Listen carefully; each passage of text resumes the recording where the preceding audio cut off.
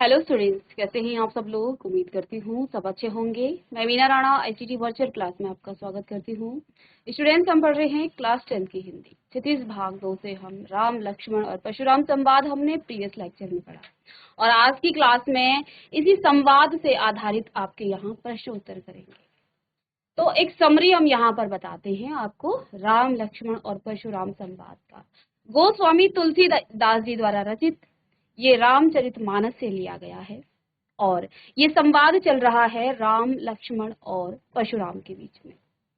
तो विश्वामित्र जब राम और लक्ष्मण को अपने साथ वन में लेके जाते हैं, क्योंकि वहां वो यज्ञ कर रहे होते हैं और कुछ राक्षस उनके यज्ञ को जो है भंग करने की कोशिश करते हैं।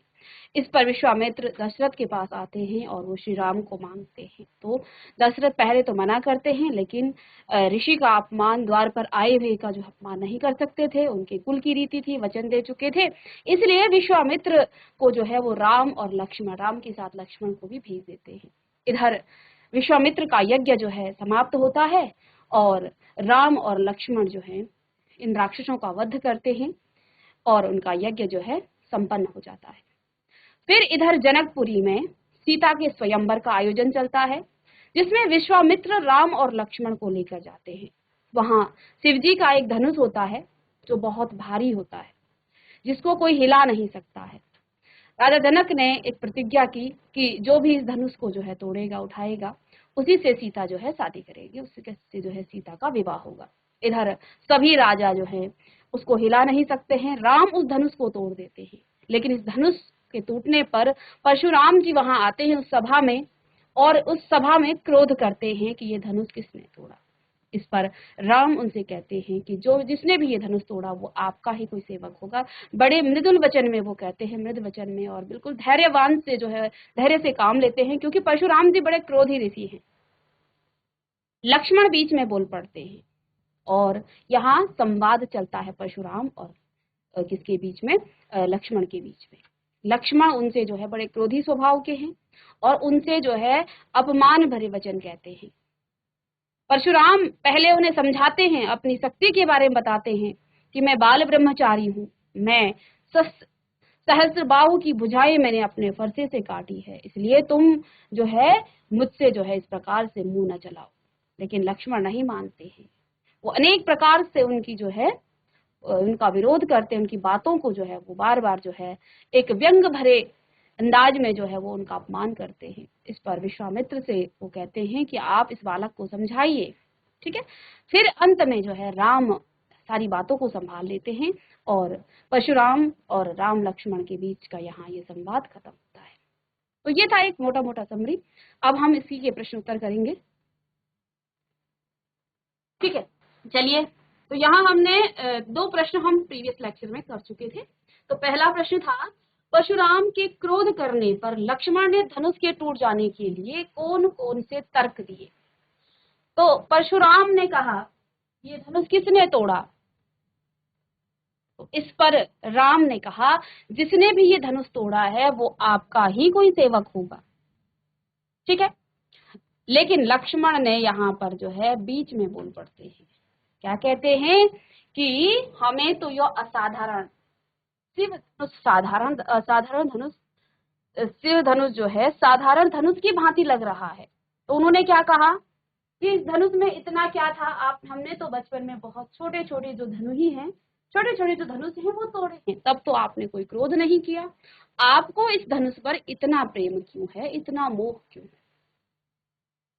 तो परशुराम जो है लक्ष्मण से क्रोध भरे वचन में कहते हैं कि हे राजा के पुत्र, तुम अज्ञान के वश, काल के वश में होकर ऐसी बातें कर रहे हो। क्या तुम्हें ये विश्व में विदित शिव का धनुष, भगवान शंकर का धनुष साधारण लगता है। तो लक्ष्मण ने क्या कहा, हमारे जानने में तो सारे धनुष एक समान है। तो क्या कहा उन्होंने कि हमें तो यह असाधारण शिव धनुष साधारण धनुष की भांति लगा, श्री राम को तो ये धनुष नए धनुष के समान लगा और श्री राम ने इसे तोड़ा नहीं, बस इस उनके छूते ही धनुष स्वतः ही टूट गया। उन्होंने बताया कि श्री राम ने इस धनुष को तोड़ने में कोई मेहनत नहीं की है, ये तो स्वतः ही टूट गया, और इस पुराने धनुष के टूटने से क्या लाभ और क्या हानि। अर्थात राम ने तो इसे तोड़ते समय कुछ ऐसा विचार ही नहीं किया कि इसके टूटने से कोई हानि होगी या लाभ होगा, ये तो स्वतः ही टूट गया था। तो इस प्रकार की बातें यहाँ लक्ष्मण जी करते हैं। उन्होंने ऐसे अनेक धनुषों को बालपन में यूं ही तोड़ दिया था, इसलिए यही सोचकर उनसे यह कार्य हो गया।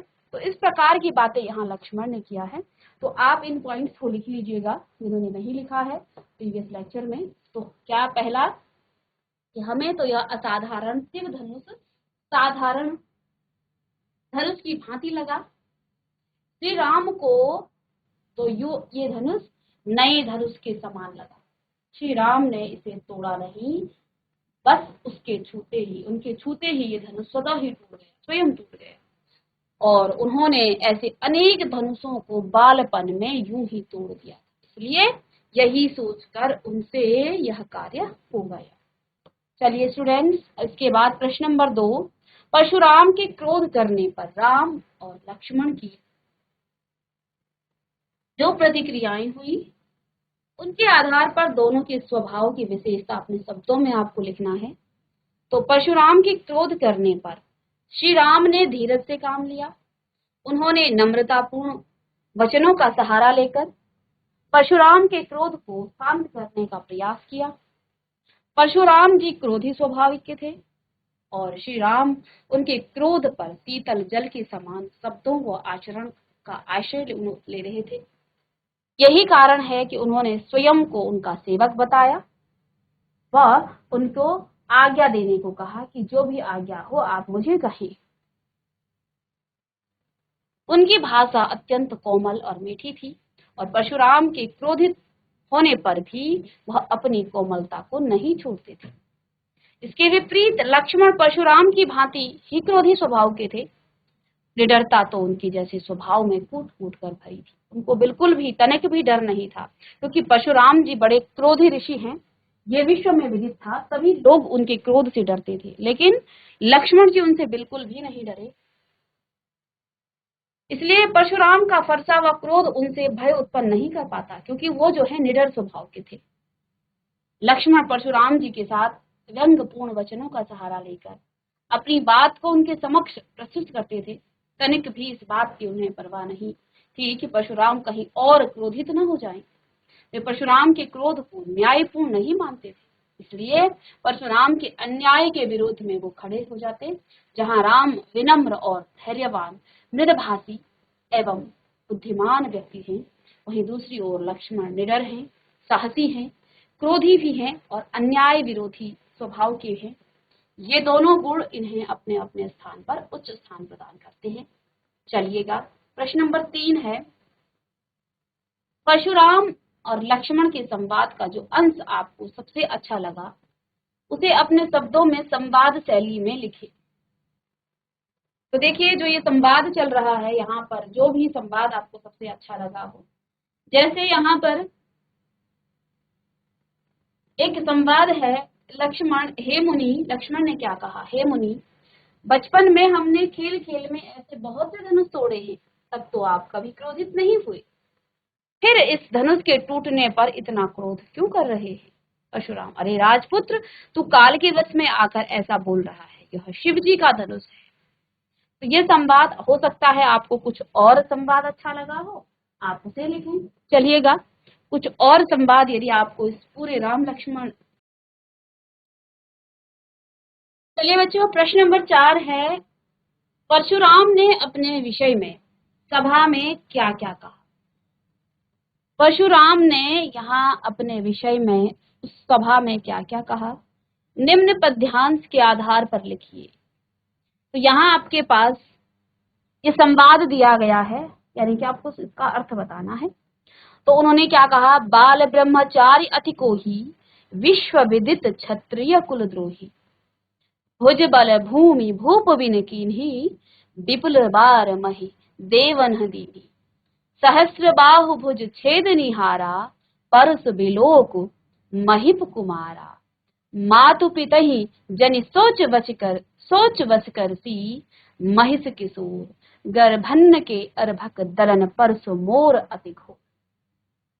तो यहाँ पर परशुराम जी ने क्या कहा कि हे उदंडी बालक, हे मूर्ख बालक, तुम मेरे स्वभाव को नहीं जानते।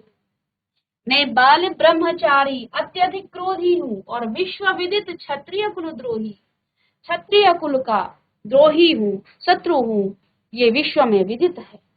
इस सारे संसार को पता है कि मैंने क्षत्रिय कुल का मैं क्या हूँ, द्रोही हूँ। कहते हैं भुज बल भूमि भूप भी न कीन्ही, मैंने अपनी भुजाओं के बल से भूमि को, भूप यानी राजाओं के, बिनु यानी कीनी, राजा के बिना कर दिया था, यानी सभी राजाओं का वध कर दिया था।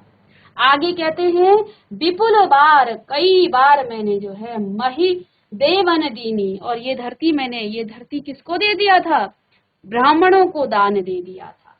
सहस्र बाहु भुज छेद निहारा, मैंने सहस्र बाहु परसु बिलो की महिप कुमारा, मैंने अपने फरसे से सहस्र बाहु के हजारों भुजाओं को काट दिया था। मात पिता ही जनी सोच वस करसी महिष किशोर, तुम जो हो हे मूर्ख, तुम अपने माता पिता को सोच के वश में मत करो। गर्भन्न के अर्भक दलन परसो मोर अति हो, क्योंकि मेरे इस फरसे से गर्भ में पल रहे बच्चे का भी नाश हो जाता है। इस प्रकार की बातें यहाँ पर परशुराम ने इस सभा में अपने बारे में कहा। लेकिन इस पर भी लक्ष्मण जी ने जो है ऐसी प्रतिक्रिया की कि उनका क्रोध और बढ़ गया, और अब जो है उनको लक्ष्मण के अलावा विश्वामित्र जी से बात करनी पड़ी कि आप इस बालक को समझाइए, उस उदंड बालक को समझाइए, ये बालक जो है अत्यंत उदंड है, और जिस प्रकार से चंद्रमा पर कलंक लगा है, ये भी अपने भानु यानी सूर्यवंश का ये कलंक है। तो परशुराम ने अपने विषय में कहा कि वे बाल ब्रह्मचारी हैं, क्रोधी स्वभाव के हैं, समस्त विश्व में क्षत्रिय कुल के विद्रोही के रूप में विख्यात हैं। वे आगे बढ़े, अभिमान से अपने विषय में बतलाते हुए कहते हैं कि अपने हाथ में धारण इस फरसे से सहस्र बाहु के बाहों को उसने काट दिया था। इसलिए हे नरेश पुत्र, हे राजा के पुत्र, मेरे इस फरसे को भली भांति देख ले। राजकुमार, तू क्यों अपने माता पिता को सोचने पर विवश कर रहा है? मेरे इस फरसे की भयानकता गर्भ में पल रहे शिशुओं को भी नष्ट कर देता है। इस प्रकार की बातें इस सभा में परशुराम जी कहते हैं। चलिएगा इस प्रश्न का उत्तर आप लिखें।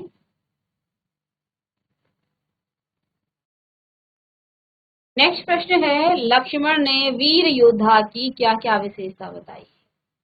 यहाँ पर लक्ष्मण ने क्या कहा कि जो वीर होते हैं वो अपनी वीरता का बखान नहीं करते, अपितु वीरता पूर्ण कार्य, क्योंकि वीरता पूर्ण कार्य स्वयं वीरों का बखान करते हैं, यानी कि जो वीर पुरुष होते हैं वो अपने कार्य को पूरा करते हैं, तो वही जो है स्वयं उनका काम जो है उनकी वीरता को दिखाते हैं। परशुराम जी से उन्होंने कहा कि जो वीर पुरुष हैं वो अपनी वीरता को इस प्रकार से उसका बखान नहीं करते हैं। ठीक है। दूसरा उन्होंने कहा वीर पुरुष जो है स्वयं पर कभी अभिमान नहीं करते, वीरता का व्रत धारण करने वाले वीर पुरुष धैर्यवान और क्षोभ रहित होते हैं। आगे लक्ष्मण जी ने कहा वीर पुरुष किसी के विरुद्ध गलत शब्दों का प्रयोग नहीं करते, अर्थात दूसरों को सदैव सम्मान रूप से आदर व सम्मान करते हैं। तो यहाँ लक्ष्मण ने क्या कहा, जो वीर पुरुष होते हैं वे किसी के विरुद्ध भी जो है इस प्रकार की बातें नहीं करते हैं जो आप कर रहे हैं। क्या कहा, आप वीर पुरुष हैं, आप जो हैं ऋषि हैं, आप गाली देते शोभा नहीं देते हैं। वीर पुरुष दीनहीन ब्राह्मण और गायों दुर्बल व्यक्तियों पर अपनी वीरता का प्रदर्शन नहीं करते हैं। तो क्या कहा, जो वीर होते हैं वो दीनहीन पुरुषों पर, ब्राह्मणों पर और गायों और जो दुर्बल व्यक्ति हैं उन पर अपनी वीरता का प्रदर्शन नहीं करते हैं। उनसे हारना व उनको मारना वीर पुरुष के लिए वीरता का प्रदर्शन न हो करके पाप का भागीदार होना है। तो क्या कहा कि यदि वीर पुरुष इन लोगों पर, कौन कौन, जो दीनहीन हैं, जो ब्राह्मण हैं, जो गाय है, जो दुर्बल व्यक्ति है, इन सब पर जो है यदि वो अपनी वीरता का प्रदर्शन करेगा तो वो पाप का भागीदार होगा। ठीक है। तो इसलिए जो है ये वीरों की पहचान है। आगे उन्होंने कहा वीर पुरुषों को चाहिए कि अन्याय के विरुद्ध हमेशा निडर भाव से खड़े रहे। तो लक्ष्मण जी कहते हैं कि जो वीर पुरुष होता है वो अन्याय के विरुद्ध खड़ा, यानी कि वो जो है कहीं ना कहीं क्या कह रहे हैं कि आप जो हैं अपने मुख से अपनी ही बातें लगातार करते जा रहे हैं, जो कि गलत है। किसी के ललकारने पर वीर पुरुष कभी पीछे कदम नहीं रखते, अर्थात वह यह नहीं देखते कि उसके आगे कौन है, वह निडरता पूर्वक उसका जवाब देते हैं। और ये सब कौन कर रहा था, ये सब कर रहे थे यहाँ लक्ष्मण जी। तो इस प्रकार से आप इन पॉइंट्सों को लिखें कि वीर पुरुष स्वयं पर कभी अभिमान नहीं करते, वीरता का व्रत धारण करने वाले वीर पुरुष धैर्यवान और क्षोभ रहित होते हैं। वीर पुरुष किसी के विरुद्ध गलत शब्दों का प्रयोग नहीं करते, अर्थात दूसरों को सदैव सम्मान रूप से आदर व सम्मान देते हैं। वीर पुरुष दीनहीन पर, ब्राह्मणों पर, गायों पर और जो दुर्बल व्यक्ति हैं उन पर अपनी वीरता का प्रदर्शन नहीं करते। उनसे हारना और उनको मारना दोनों ही वीर पुरुषों की को जो है पाप का भागीदार बनने के समान है, इसलिए वो कभी भी ऐसा नहीं करते। और साथ में उन्होंने कहा कि अन्याय के विरुद्ध वो हमेशा निडर होकर खड़ा हो जाता है। किसी के ललकारने पर वीर पुरुष कभी पीछे नहीं हटता, चाहे उसके सामने कोई भी, ठीक है, उससे जो है वो निडरता पूर्वक उसका जवाब देते हैं। चलिएगा इन पॉइंट्स को लिखें।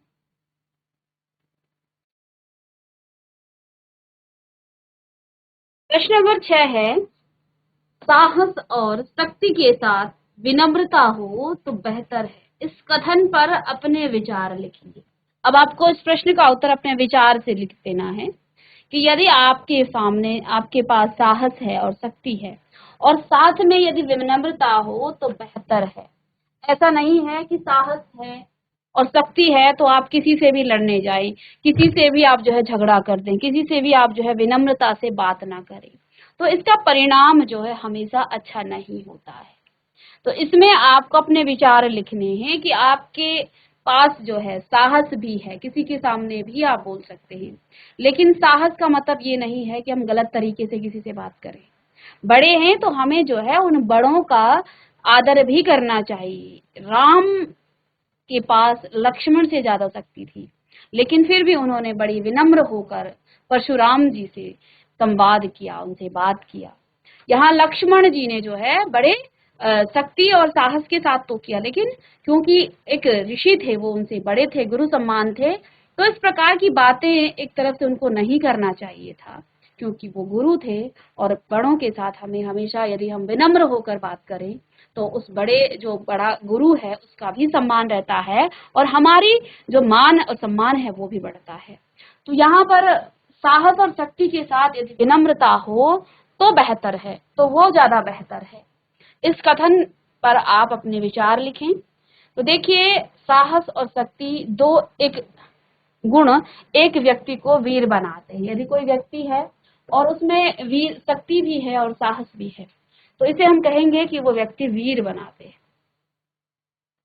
और यदि किसी व्यक्ति में साहस विद्यमान है तो शक्ति स्वयं ही उसके आचरण में आ जाएगी, क्योंकि यदि हम साहसी हैं तो शक्ति भी स्वयं आ ही जाएगी। परंतु जहां तक एक व्यक्ति को वीर बनाने में सहायक गुण होते हैं, वही दूसरी ओर इसकी जो है अधिकता एक व्यक्ति को अभिमानी और उदंड बना देती है। ऐसा नहीं है, आपने अपने साहस का प्रदर्शन बिना कारण, बिना जो है जरूरत के कर दिया तो ये आपको अभिमानी भी बना देता है। तो आपको साहसी तो होना है, और साहसी हैं तो आपके अंदर जो है शक्ति भी आ जाएगी, क्योंकि साहस से ही तो शक्ति जागृत होती है। लेकिन यदि इसकी अधिकता हो गई, आप बिना कारण सबके सामने जो है आप सोचते हैं कि हमारे अंदर तो बहुत शक्ति है, हम तो बड़े साहसी हैं, और आप ना तो आप बड़ों को समझते हैं ना आप छोटों को समझते हैं, तो फिर आपकी जो शक्तियां हैं वो क्षीण हो जाएंगी।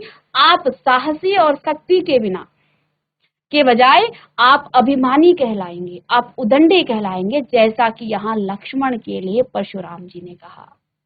लक्ष्मण जी साहसी थे, वो शक्तिमान भी थे, उनमें अपार शक्तियां थी, दैवीय शक्तियों से परिपूर्ण थे राम और लक्ष्मण। उनको जो है विश्वामित्र ने अनेक जो है गुप्त शिक्षाएं दी थी, शस्त्रों की शिक्षाएं दी थी। लेकिन यहाँ उन्होंने प्रदर्शन किया है अपने साहस और अपनी वीरता का, अत्यधिक उन्होंने यहाँ पर प्रदर्शन किया है इस संवाद में। ठीक है, क्रोधी स्वभाव के थे दोनों ही, कारणवश या अकारणवश ही इसका प्रयोग करने लगते हैं। और यदि देखिए आप कारणवश, कोई कारण है, आप धैर्य नहीं रखा आपने, आप में जो है विनम्रता नहीं रखी, तो कारण और अकारणवश इसका प्रयोग करने लगते हैं। परंतु यदि विनम्रता इन गुणों के साथ आकर मिल जाती है तो वह उस व्यक्ति को श्रेष्ठतम वीर की श्रेणी में ला देती है। तो देखिए हम राम को ही पूजते हैं क्योंकि राम के अंदर अपार शक्तियां थी। एक साधारण मनुष्य होते हुए भी उन्होंने मनुष्य की हर मर्यादा का पालन किया, किसी भी मर्यादा का उल्लंघन नहीं किया।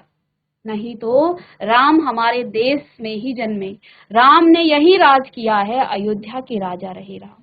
राम ने मानवता की महान गुणों का आचरण किया है, इसलिए राम को हम भगवान के समान पूजते हैं। वास्तव में राम यहाँ पर उन्होंने किसी दैवीय शक्ति का प्रदर्शन नहीं किया था। राम मनुष्य थे, लेकिन मनुष्य एक श्रेष्ठ मनुष्य की श्रेणी में रहे राम। राम के अंदर भी अपार शक्तियां थी, लेकिन उनके अंदर जो है विनम्रता थी। और यही कारण है कि राम को जो है आज हर घर में पूजा जाता है। राम के आचरण को जो है सभी पूजते हैं, और शायद ही अब राम जैसा कोई व्यक्ति इस देश में जो है जन्म ले पाएगा। इसलिए राम जो है मानवता और मनुष्यता के वो श्रेष्ठ गुण राम में थे।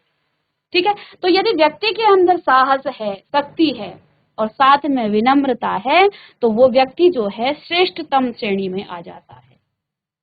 और यदि हम अपने साहस और शक्ति का बेकारण बिना वजह जो है किसी पर इसका जो है प्रदर्शन करने लग जाएं कि हम जो है बड़े शक्तिमान हैं, हम बड़े साहसी हैं, हम किसी को कुछ भी बोल सकते हैं, ना हम बड़ों को देखते हैं ना छोटों को देखते हैं, तो वही आपका साहस, वही आपकी शक्ति वो अभिमानी और उदंडता का जो है प्रतीक बन जाता है।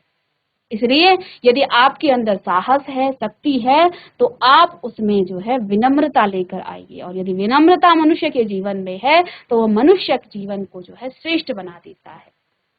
ठीक है, कई जगह पर हमें साहस दिखाना होता है, अपनी शक्ति का प्रदर्शन करना होता है, लेकिन हर स्थान पर यदि हम अपनी साहस और अपनी शक्ति का प्रदर्शन करने लग जाएं, किसी दीनहीन व्यक्ति पर हम अपने साहस और शक्ति का प्रदर्शन करने लग जाएं, तो वो उचित नहीं है। ठीक है, तो जहां पर जरूरत हो हमें साहस और शक्ति का प्रदर्शन करना चाहिए, लेकिन विनम्रता के साथ।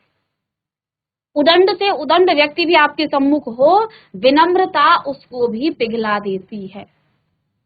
ठीक है, तो यहाँ पर आपने क्लास 6 में एक स्टोरी पढ़ी होगी, ठीक है, जिसमें जो है हार की जीत। तो एक डाकू था जो एक व्यक्ति का घोड़ा लेकर जाता है, लेकिन वो किस प्रकार से लेता है, वो एक दीनहीन बन के जो है उसको पहले जो है घोड़ा में बैठता है और बाद में वो उससे छीन लेता है। लेकिन वो व्यक्ति अपने घोड़े के बजाय कहता है कि ये बात तुम किसी से मत कहना।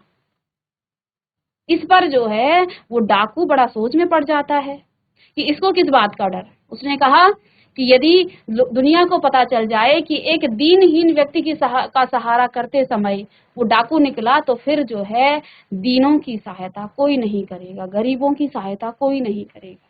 इस पर जो है वो डाकू पिघल जाता है और उसका घोड़ा वापस कर देता है। तो इसलिए वहां पर हमें प्रदर्शन शक्ति और साहस का करना चाहिए जहां पर जरूरत है। किसी दीन व्यक्ति, किसी हीन व्यक्ति पर यदि हम साहस और शक्ति का प्रदर्शन करेंगे तो वो जो है आपको मनुष्य की श्रेष्ठ जो श्रेणी है उससे बहुत नीचे गिरा देता है। इसलिए जो है यदि व्यक्ति में इन दोनों गुणों के साथ जो है यदि उसमें विनम्रता है तो वो श्रेष्ठतम वीर की श्रेणी में ला देती है। जो साहस और शक्ति में अहंकार का समावेश करती है, विनम्रता उसमें सदाचार व मधुरता भर देती है। तो देखिए अगर हमारे गुणों में, हमारे व्यक्तित्व में सदाचार है, हमारे अंदर जो है विनम्रता है, तो विनम्रता से उसमें सदाचार आ जाता है, साथ में मधुरता भी आ जाती है। विनम्र होने के लिए आपको मधुर होना पड़ेगा। आपको किसी के सामने अच्छे से बात करनी है तो आप विनम्र कब होंगे? जब आपको अपनी वाणी को मधुरता उसमें लानी पड़ेगी, सदाचार से आपको बात करना पड़ेगा। तो विनम्रता से आपके सदाचार आ जाता है, मधुरता उसमें भर देती है, वह किसी भी स्थिति को सरलता पूर्वक शांत कर सकती है। जैसा कि यहाँ राम, लक्ष्मण और परशुराम में राम ने जो है अंत में जब परशुराम जी अत्यधिक क्रोधित हो गए थे तो उस समय राम ने बड़ी विनम्रता से परशुराम और लक्ष्मण जी को शांत करा दिया था। जहाँ परशुराम जी साहस और शक्ति का संगम है, वहीं राम विनम्रता, साहस और शक्ति का संगम है। उनकी विनम्रता के आगे परशुराम के अहंकार को भी नतमस्तक होना पड़ा, नहीं तो लक्ष्मण जी द्वारा परशुराम जी को शांत करना संभव नहीं था। लक्ष्मण तो उनको और जो है व्यंग भरी बातें करके और उन्हें क्रोध दिला रहे थे। ठीक है, तो राम ने जो है बड़ी विनम्रता के साथ परशुराम को शांत करवा दिया और परशुराम जी को भी अपने अहंकार को राम के सम्मुख जो है नतमस्तक होना पड़ा। तो राम इन्हीं गुणों से भगवान कहलाए, इन्हीं मानव के जो श्रेष्ठ गुण हैं वो तभी जो है श्री राम में थे। इसलिए जो है राम को हर घर में पूजा जाता है, राम की पूजा इसीलिए होती है। तो आगे भाव स्पष्ट करना है आपको। बिहसि लखन बोले मृदबानी, अहो मुनि सुभट महाभट मानी, पुनि पुनि मोहि दिखाओ कुठारो, चहत उड़ावन फूकी पहाड़ो। इसका भाव स्पष्ट आपको करना है। तो यहाँ पर प्रस्तुत जो पंक्तियां हैं ये तुलसीदास जी द्वारा रचित रामचरितमानस से ली गई हैं। उक्त पंक्तियों में परशुराम जी द्वारा, लक्ष्मण जी द्वारा परशुराम जी के बोले हुए अपशब्दों का प्रति उत्तर यहाँ पर उन्होंने दिया है। कहते हैं कि लक्ष्मण जी मुस्कुराते हुए मधुर वाणी में परशुराम पर व्यंग कसते हुए कहते हैं कि हे मुनि, आप अपने अभिमान के वश में हैं, मैं इस संसार का श्रेष्ठ योद्धा हूँ, आप मुझे बार बार अपना कुठारा दिखा रहे हैं, अपना फरसा दिखा रहे हैं। ठीक है, आपको देखकर तो ऐसा लगता है मानो फूंक से पहाड़ उड़ाने का आप प्रयास कर रहे हैं। अर्थात जिस तरह से एक फूंक से पहाड़ नहीं उड़ सकता, उसी प्रकार मुझे बालक समझने की भूल मत कीजिए। मैं आपके इस फरसे को देखकर डर जाऊंगा। ठीक, कहते हैं कि आप मुझे एक बालक समझ करके ये मत सोचिए कि आप मुझे अपना फरसा दिखाएंगे और मैं डर जाऊंगा। आगे कहते हैं यहाँ कुमड़ बतिया कोई नाही, जय तर्जनी देखी मर जाही, देखी कुठारो सरासन बाना, मैं कछु कहा सहित अभिमान। आगे लक्ष्मण जी कहते हैं कि अपनी वीरता और अभिमान का परिचय देते हुए कहते हैं कि हम भी कोई कुम्हड़ बतिया नहीं है जो किसी की भी तर्जनी देख करके मुरझा जाएं। अपने अहंकार में लक्ष्मण जी कहते हैं कि मैं भी कोई कम नहीं हूँ, मैंने फरसे और धनुष बाण को अच्छी तरह देख लिया है जो आप मुझे दिखा रहे हो, इसलिए ये सब अपने आपने आपसे अभिमान सहित कह पा रहा हूँ। कहते हैं मैंने आपका ये जो जो आप मुझे दिखा रहे हैं ये मैं देख कर ही कुछ अभिमान से आपसे कुछ कह रहा हूँ। अर्थात हम कोमल पुष्पों की भांति नहीं हैं जो जरा से छूने मात्र से ही मुरझा जाएंगे। हम बालक अवश्य हैं, परंतु फरसे और धनुष बाण हमने भी बहुत देखे हैं, इसलिए हमें नादान बालक समझने का प्रयास न करें। आगे गांधीसु नु कह हृदय हसी, मुनि हरिये रे सूझ अयमय खाड़ न उखमय, अजहु न बूझ अबूझ। इस पंक्ति में कहते हैं कि विश्वामित्र अपने हृदय में मुस्कुराते हुए परशुराम की बुद्धि पर तरस खाते हुए मन ही मन कहते हैं कि गधी पुत्र अर्थात परशु जी को चारों ओर हरा ही हरा दिखाई दे रहा है, तभी तो वह दशरथ पुत्रों को, राम और लक्ष्मण को साधारण क्षत्रिय बालक की तरह समझ रहे हैं। जिन्हें ये गन्ने की खांड समझ रहे हैं वे तो लोहे से बनी हुई तलवार हैं, खड्ग हैं। अर्थात वे भगवान विष्णु के रूप राम और लक्ष्मण को साधारण मानव जो है बालकों की भांति वो ले रहे हैं। वे नहीं पहचान पाए कि ये तो स्वयं भगवान विष्णु के ही रूप हैं। कहते हैं यह नहीं जानते कि ये लोहे से बनी तलवार की भांति है। इस समय परशुराम की स्थिति सावन के अंधे की भांति हो गई है, जिन्हें चारों ओर हरा ही हरा दिखाई दे रहा है, अर्थात उनकी समझ अभी क्रोध व अहंकार के वश में है। तो व्यक्ति जब क्रोध करता है, तो अहंकार करता है, तो उसकी बुद्धि जो है क्षीण हो जाती है, वो अगले व्यक्ति को नहीं पहचान पाता है। तो क्रोध उसको अपने वश में कर लेता है, अहंकार उसे अपने वश में कर लेता है। ठीक है, तो इसलिए परशुराम जी राम और लक्ष्मण को पहचान नहीं रहे हैं, इसलिए विश्वामित्र मन ही मन मुस्कुरा रहे हैं।